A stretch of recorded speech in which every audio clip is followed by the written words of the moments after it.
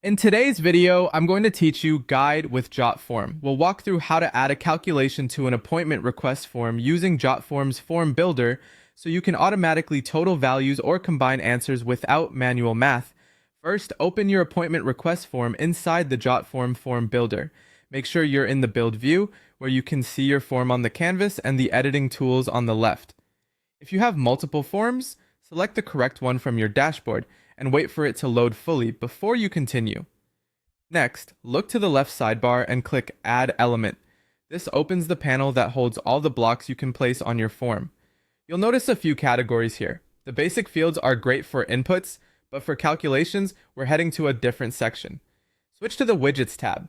Widgets are powerful add-ons that extend what your form can do, and they include tools for signatures, lookups, and in our case, built-in math. Find and choose Form Calculation. Selecting it adds a calculation field to your form and opens its settings. The calculation widget is designed to perform real-time math, like adding service fees, counting total attendees, or combining date and time values into a single result that respondents can see. Now, inside the widget's editor, click Add Field, then pick the field you want to include in your calculation. You can insert multiple fields and place operators between them, like plus, minus, multiply, or divide.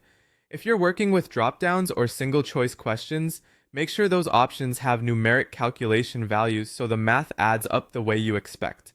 You can also format the output, choose decimal places, and give the result a clear label so people understand what they're looking at. When you're satisfied with the setup, click Done. Your configuration is saved and the calculation will run automatically as users fill out the related fields. As values on the form change, the result updates in real time, so you can confirm everything behaves correctly.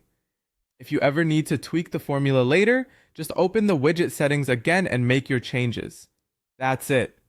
You opened your form, added an element, switched to widgets, selected the form calculation tool, inserted the fields you needed, and finalized the settings.